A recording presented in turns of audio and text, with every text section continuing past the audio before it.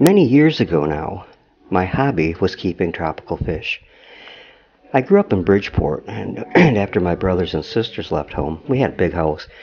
My mom and dad, of course, had their room, but I had three bedrooms. One was where I slept. One was an immense collection of comic books from all over the world, which I still wish I had.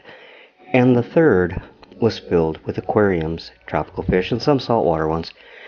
But the ones that interested me the most, that had seemed like they had the most unusual behavior to me, were various types of eels, which I had acquired. Eels have been one of the aquatic world's great mysteries for more than 2,000 years. You know, it wasn't until relatively modern times that scientists discovered that they were a type of fish, specifically members of the class of, and I'm going to botch this word, I know, Astinopterygus. Okay.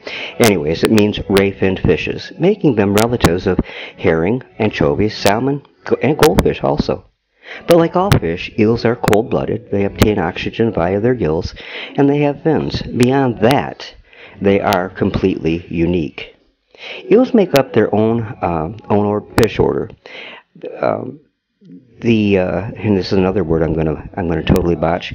Anguilliformes, which means snake-shaped in Latin. They all have long, tubular bodies, and instead of having separate fins on their backs, tails, and bellies, like most other fish, they have one long continuous fin that goes down the back, around the tail, and up the belly.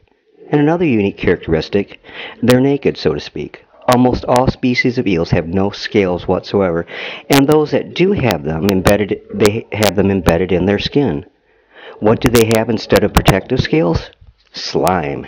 Eels produce a thick, mucus-like substance that protects their naked skin and, of course, makes them very, very slippery.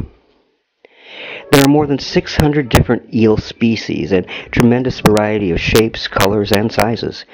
They show, again, the amazing diversity, imagination, and creativeness of God the Father.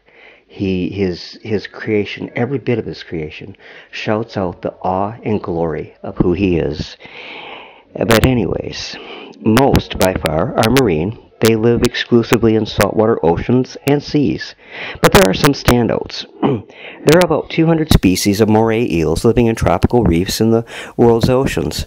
Some are small, just several inches long, but some are huge. Giant morays, for example, can reach 13 feet in length. Morays have a canine-like snout and large mouths with very, very sharp teeth. They also have an extra set of jaws inside their throats that lunge forward to help swallow prey, just like the creature from the Alien films. Ooh. Conger eels have pectoral fins, the pair of fins found on the side of fishes near the head, and big puffy lips. Giant congers are the most aggressive eels, growing more than 10 feet long and weighing as much as 240 pounds. If you've ever eaten an ago at a sushi restaurant, you've eaten conger eel. Snipe eels can be found from about 1,300 to 13,000 feet deep, and they look like eel birds. The upper part of their long, pointy, beak-like jaws curve upward, and the lower part curves downward, like the beak of the wading birds known as snipes. There are only about 16 species of freshwater eels, but that's deceiving. Although they're found in lakes, rivers, and streams around the world, they're all catadromous, and that they are actually born in the ocean, spend most of their lives in freshwater, and eventually go back to the sea to spawn and die. But there are some standouts. The European eel can be found throughout Europe, and from Scandinavia to Greece, and they grow to about 40 inches in length and can weigh up to 20 pounds. They have been eaten and even farmed for millennia. The ancient Romans kept eels in elaborate garden ponds, and some even kept them for pets. The American eels look similar to the European eel, though females can grow to 5 feet long. They're found in the eastern Americas from northern Canada to Brazil, and as far inland as the Great Lakes. They're the only freshwater eels in the Western Hemisphere. Now, American eels were a dietary staple to many Native American tribes. To the Mi'kmaq people of New England and eastern Canada, they were called cat, And they were prepared in many different ways, from raw to steamed to stewed, and their skins were used for making belts, decorations, and even medicine.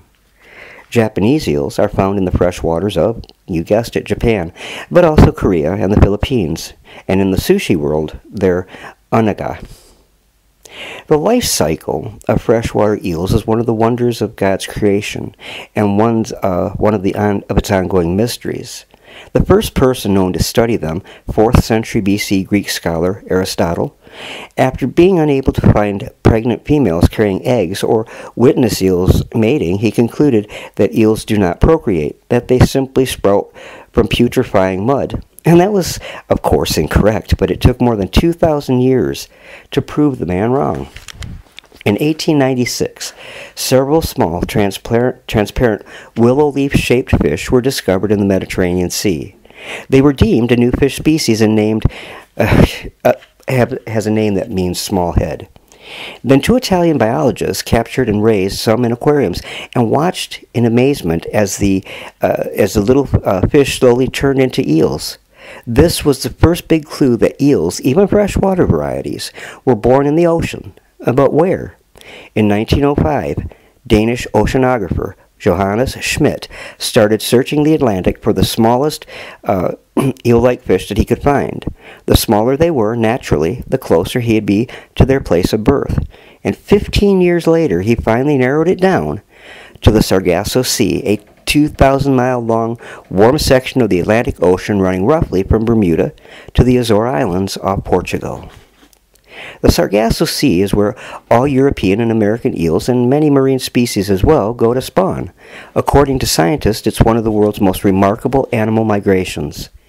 Eel eggs hatch somewhere in the Sargasso Sea, and the young spend about a year being carried many thousands of miles by ocean currents to estuaries and river mouths all over Western Europe and the Eastern Americas. Once near fresh water, they begin to change into young eels, or elvers. And as they grow, they make their way up rivers and streams, some for many hundreds of miles, eventually becoming adults and making homes in muddy-bottomed streams and lakes. There they feed on prey such as insects, fish, crabs, worms, and frogs.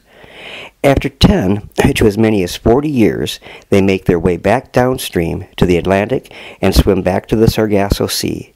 And there, in the depths, the females lay millions of eggs, and males fertilize them, of course, and then both adults die, and the process starts all over again, a continuing cycle of life and death in the world of the eels. If you have aquariums and you're thinking about trying an eel or eels in them, or in it, I would recommend that you find a way to securely seal the top of that aquarium. The ones that I had when I was keeping tropical fish were escape artists that would have made Houdini blush, because it didn't matter how I sealed that aquarium, they found a way to get out. And I'd come home from school, they wouldn't be in the tank, and I would start looking all over the room and find them across the room, under my dresser, wherever, and plop them back into the aquarium, because they were very hardy also, but they really need to be sealed in. I can't stress that enough. Hey, thanks for stopping by. Hope you enjoyed this, and talk to you again soon.